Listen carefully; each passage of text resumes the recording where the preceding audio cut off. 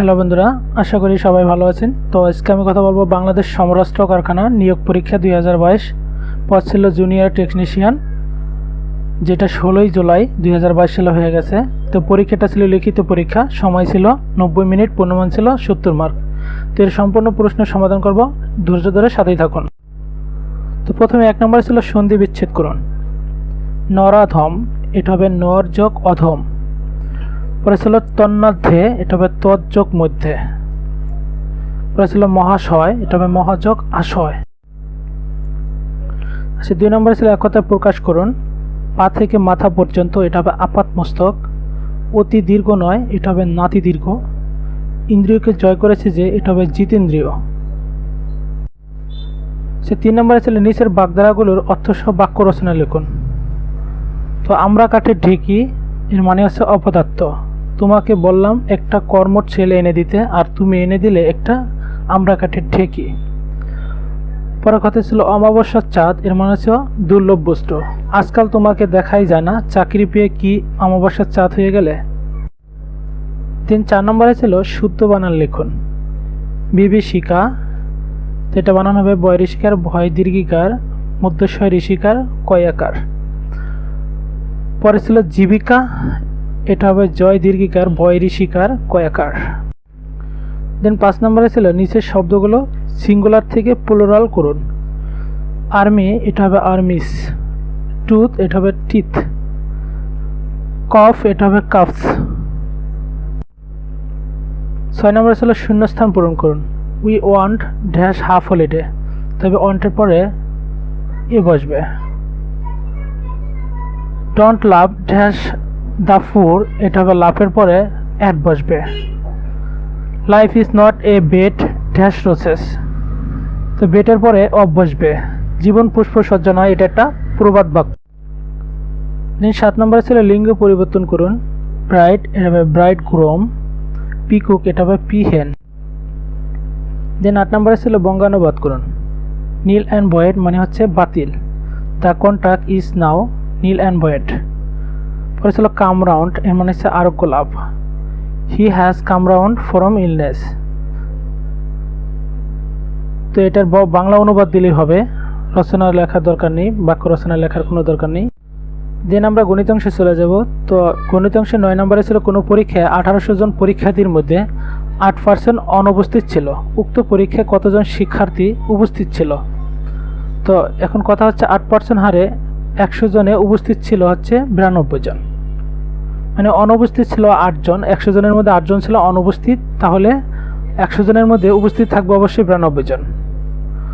তো 100 জনে উপস্থিত ছিল 92 জন, একজনে উপস্থিত ছিল, এটা 92/100। 1800 জনে উপস্থিত ছিল 92 × 1800/100, তো এটাকে কাটাকাটি করলে 1656 জন আসে। অর্থাৎ এই প্রশ্নের উত্তর ছিল 1656 জন উপস্থিত ছিল। 10 নম্বরে ছিল a + 1/a = 7 হলে a³ + 1/a³ এর মান নির্ণয় করুন। তো দেওয়া আছে a + 1/a = 7। তো এখন a³ + 1/a³, এটার যে সূত্র, আমরা a³ + b³ এর সূত্রটা নিব। তাহলে a + 1/a whole cube minus 3a 1/a a + 1/a। তো a + 1/a এর মান হচ্ছে 7 দেওয়া আছে, আর 3 a + 1/a এর মান 7 বসাবো। তো 7 রে কিউব করলে হচ্ছে 343, আর 7 দিয়ে 3 রে গুণ করলে হচ্ছে 21। তো 343 থেকে 21 বাদ দিলে 322, অর্থাৎ এই প্রশ্নের উত্তর ছিল বা নির্ণয় মান হচ্ছে 322। 11 নম্বরে ছিল 20 মিটার দীর্ঘ একটি কামরা কার্পেট দিয়ে ঢাকতে 7500 টাকা খরচ হয়। যদি ওই কামরাটির প্রস্থ 4 মিটার কম হতো তবে 6000 টাকা খরচ হতো। কামরাটির প্রস্থ কত? তো দৈর্ঘ্য ছিল 20 মিটার। তো প্রস্থ 4 মিটার কমলে ক্ষেত্রফল কমে হচ্ছে 4 × 20 দিয়ে করলে, তার মানে 80 বর্গমিটার। তো ক্ষেত্রফল 80 বর্গমিটার কমলে খরচ কমে যা হচ্ছে 7500 টাকা থেকে 6000 টাকা বাদ দিলে, তার মানে 1500 টাকা। তো 1500 টাকা খরচ হয় 80 বর্গমিটারে। তো 1 টাকা খরচ হয় 80/1500 টাকা। 1500 মিটারে বর্গমিটারে। তখন 7500 টাকা খরচ হয় হচ্ছে 80 ইন্টু 7500/1500, এটাকে কাটাকাটি করে ক্যালকুলেশন করলে হচ্ছে 400 বর্গমিটার। এখন প্রস্থ বের করব। ক্ষেত্রফল দেওয়া আছে, পেলাম আমরা 400, আর দৈর্ঘ্য 20 মিটার দেওয়া ছিল, তাহলে 400 থেকে 20 দেওয়া গুণ ভাগ করলে হচ্ছে 20 মিটার, অর্থাৎ প্রস্থ হচ্ছে 20 মিটার। এই প্রশ্নের উত্তর ছিল কামরাটির প্রস্থ কত, অর্থাৎ প্রস্থ হচ্ছে 20 মিটার।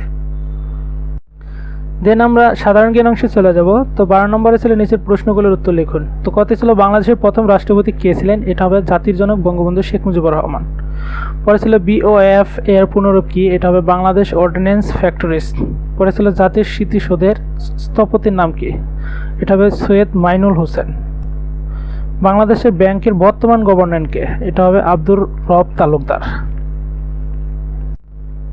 দেন আয়তনে পৃথিবীর ছোট দেশ কোনটি, এটা হবে ভ্যাটিকান সিটি। পরে ছিল বাংলাদেশকে স্বীকৃতি দানকারী প্রথম ইউরোপীয় দেশ কোনটি, এটা হবে পূর্ব জার্মানি, যা বর্তমানে জার্মানি নামে পরিচিত। আচ্ছা, পোল্যান্ডও ছিল। পোল্যান্ড যেহেতু কয়েক ঘন্টা পরে স্বীকৃতি দান করেছে, তাই এখানে আমরা উত্তর হিসাবে পূর্ব জার্মানি বেছে নিতে পারি। বাংলাদেশের জাতীয় সঙ্গীতের রচয়িতাকে, এটা হবে রবীন্দ্রনাথ ঠাকুর। 6 নম্বর ছিল 2022 সালে ফুটবল বিশ্বকাপ কোথায় অনুষ্ঠিত হবে, এটা হবে কাতারে। দেন ধান উৎপাদনে বাংলাদেশ বিশ্বের কততম, এটা মাননীয় প্রধানমন্ত্রী শেখ হাসিনা তিনি তার এক বক্তব্যে বলেছিলেন যে ধান উৎপাদনে বিশ্বে বর্তমানে বাংলাদেশের অবস্থান হচ্ছে তৃতীয়, অর্থাৎ তৃতীয় হবে। পৃথিবীর বৃহত্তম ম্যানগ্রোভ বন কোনটি, এটা হবে সুন্দরবন। তাহলে সুপ্রিয় বন্ধুরা, সবাইকে অসংখ্য ধন্যবাদ এতক্ষণ সাথে থাকার জন্য। আর প্রশ্নপত্র যদি কারো লাগে তাহলে বলবেন, আমি ভিডিওর ডেসক্রিপশনেও একটা লিঙ্ক দিয়ে দেবো, সেখান থেকে ডাউনলোড করে নিতে পারবেন। আর প্রশ্নপত্রে যদি কোনো ভুল ত্রুটি হয়ে থাকে তাহলে ক্ষমা দৃষ্টিতে দেখে কমেন্টসের মধ্যে জানিয়ে দেন, যাতে পরবর্তী ভিডিও ওটা আমরা সংশোধন করার জন্য চেষ্টা করব। ধন্যবাদ সবাইকে। আসসালামু আলাইকুম।